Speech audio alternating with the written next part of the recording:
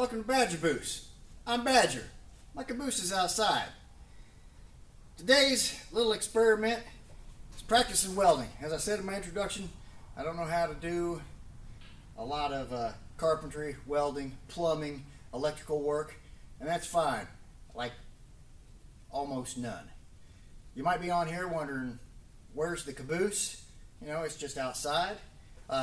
Here, maybe a couple caboose lockers will whet your appetite for right now.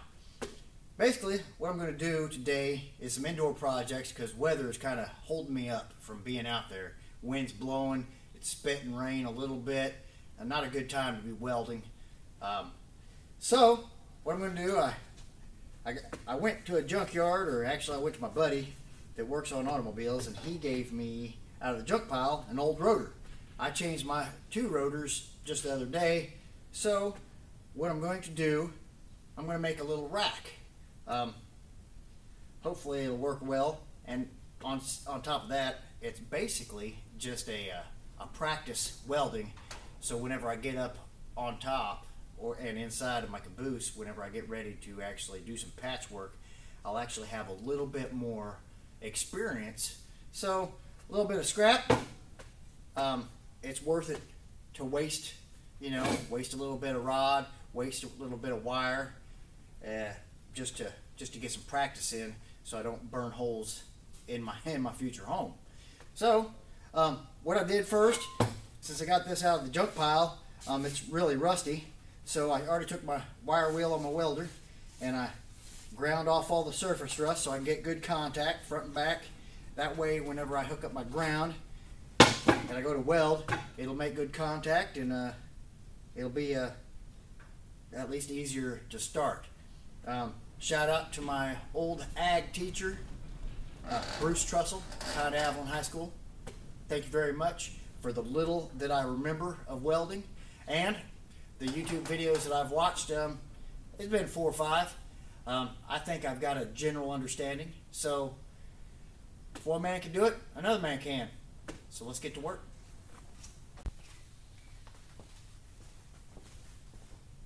Alright, basically what I've done while we was on a little break, I cut me out a piece of sheet metal. This is about 10 gauge, what they say, which is probably about 1/8 of an inch thick. I've cleaned off my rotor that I'm going to use for a base. I've moved everything off the table that I'm not going to use. Placed this on a steel plate. That way it doesn't get too hot, and hopefully light my makeshift countertop on fire.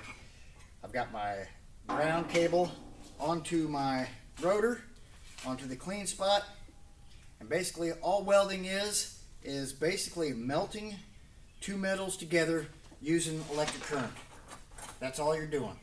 What you want to do is try to, from what I've heard, what I've seen, you want to melt the heavier metal first, the base metal, into the lighter weight metal. Kind of blending them in, kind of doing a little circular, maybe a J style swoop while welding, while moving along, either pushing your weld or pulling your weld. I've heard that pulling your weld is kind of sloppy and it's a bad habit to get into, but you gotta do what you gotta do sometimes. We got a brand new stick for 10 gauge. Everybody I've talked to, including the people down at the welding store, told me a 60-13 lightweight rod will work. I've practiced a couple times, just kind of touching to make sure it'll spark. I know my welder that I got, the old boy 225 amp, I know it works. I've had my building wired, so I know it works. I've tried 75 amps, and it's got a selection up to 225 from 40 in several different increments. I've tried 75, I can't get it to spark, so I've got to go up to the next step to 90 to get it to work. I've got a borrowed helmet. I bought some wires, and I've got a free welder. So let's see what we can make out of this. We got power. Here we go. Hopefully I don't fry my camper. What you want to do is, I'm not going to try to be a teacher. Basically, you just want to get a spark going and then kind of make little circles to kind of get it to do that. I'm the least person you need to talk to, but that is the basic of what's going on.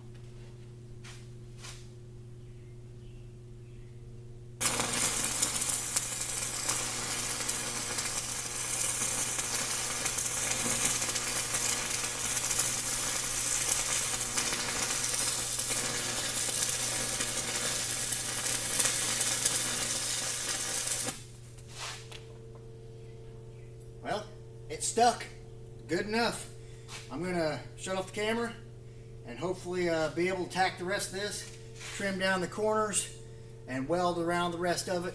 I'll see you in a minute.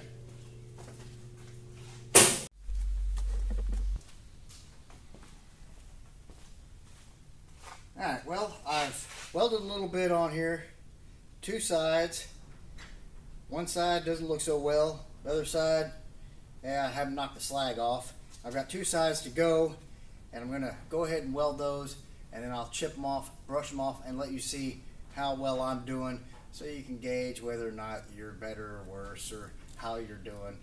Like I said, I haven't had any experience whatsoever, so you'll probably do better than me. So here we go.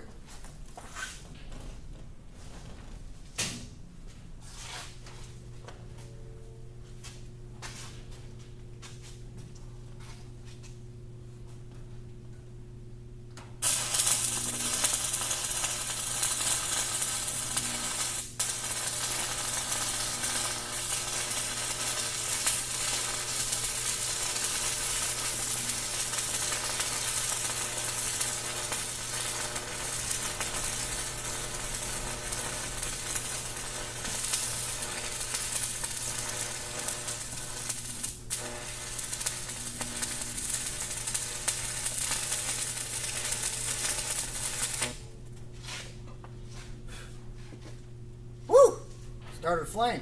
So I got this panel up on top of that wood. Don't want that sucker to catch on fire. Must be some grease or something on there. I'm not too worried about it. I got my fire extinguisher over here. The flame wasn't but an inch, so ain't no worries.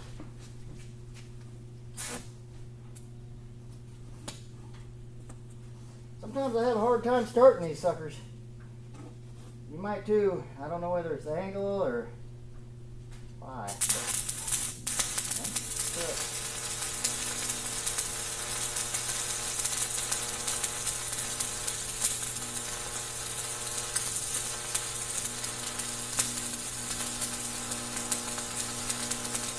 Thing I have realized, you do not want to rush this.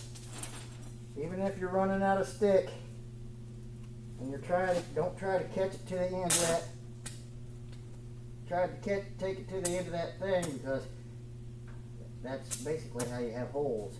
And I'm having a heck of a time starting it. Change my angle. Yep, change the angle, change it all together.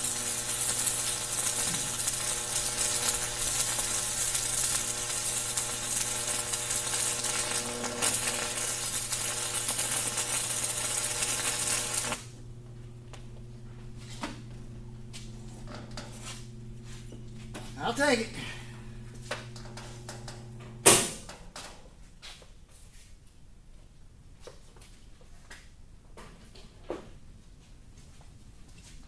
So let's see what she got.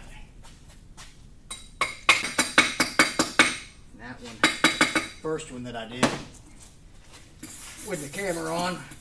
Oh, I burned a hole right through that sucker. This is exactly the reason I'm doing this before I get up on top of that roof and really mess something up. I don't know if you can see this, but burn a hole in that. It's going too slow, I think. This is my first one, my second, and this I did before the camera was on, as well as this one, and this one I'm actually pretty happy with. So, I mean, it looks like junk compared to a lot of people's, but what do you expect when it's your first time out, you know?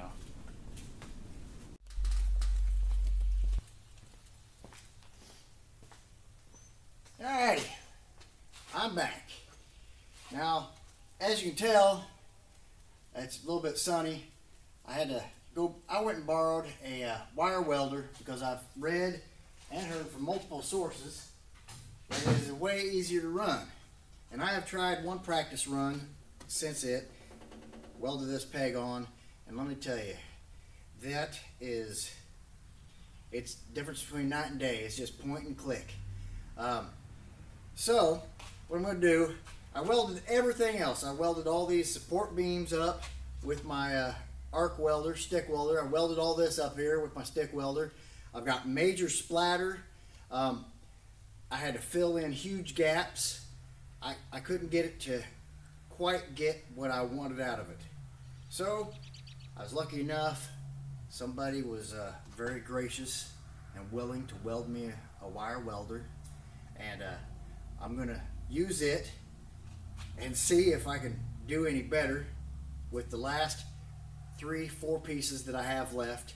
I'm going to zoom in on one particular spot, pay particular attention to this spot right here, and look at the gap, and it'll kind of give you an idea of how well this machine outperforms the traditional stick welder, in my mind at least, and apparently a lot of others. So I'm going to zoom in, and I want you to get a good look for it.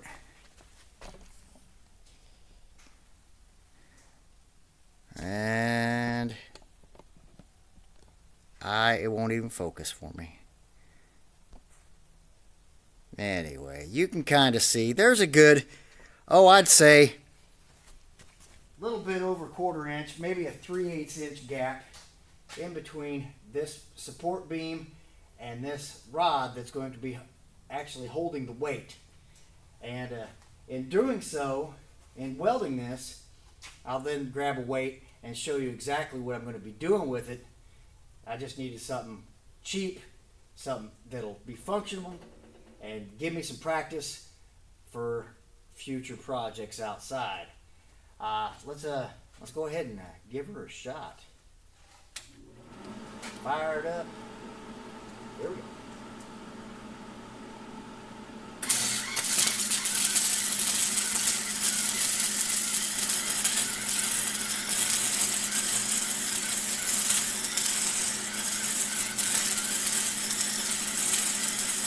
What I'm doing is just going in between each piece of the substrate that I'm welding and building up with the rod or the wire a beam so it connects them.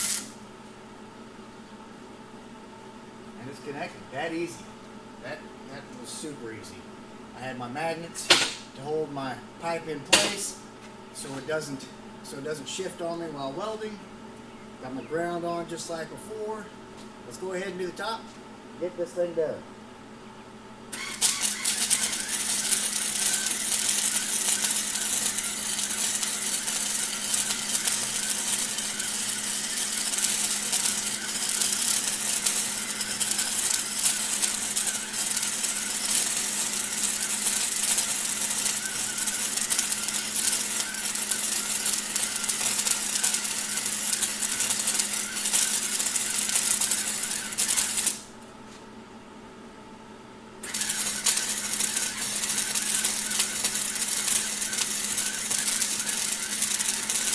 I've noticed it's a lot easier to weld going from bottom to top rather than vice versa. Well, it's still ugly, but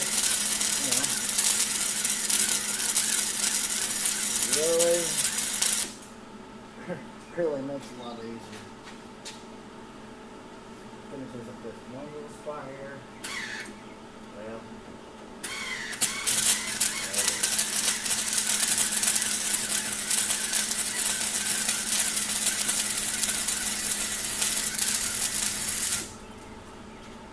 voila. Shut that down.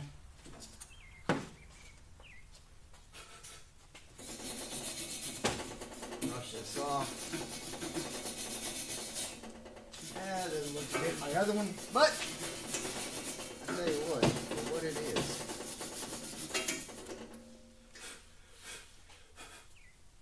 I'm pretty pleased. Let's do the moment of truth. Grab this whole weight right here.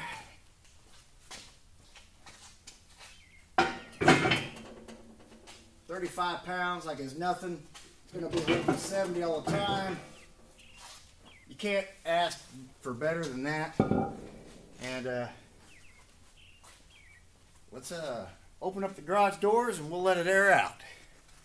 Guys, I just wanted to show you my finished product. It's just a dumbbell rack. Sorry that it didn't have too much going on my caboose, but this is learning to do it. This is practice. It holds all my weights. I've got 245s, 235s, 225s, 210s, and 25s. That's all I needed to get. I just needed it off the ground. Good practice. I definitely believe in a wire welder. Way better than a stick welder. But weather does not permit the use of the wire welder every day. So whenever it's windy outside, I'll probably have to be using the stick. So whenever you see me, I'm sorry to bore. I just wanted to show you my steps in getting my dream done. And this is my first step, you know. Well, not the first. This is the fourth, fifth step. First step is finding a caboose. Second, moving it. Third, shelling it out. Fourth, getting ready to get started on it. 1 for the money, 2 for the show, 3 to get ready, and 4 to go. That's what it is. Anyway, thanks for watching. Please hit that like, hit that subscribe button. You know, as everybody says, just makes me feel better to know that people want to see what I'm doing. It makes me work that much harder at it. All right? Just remember, last thing.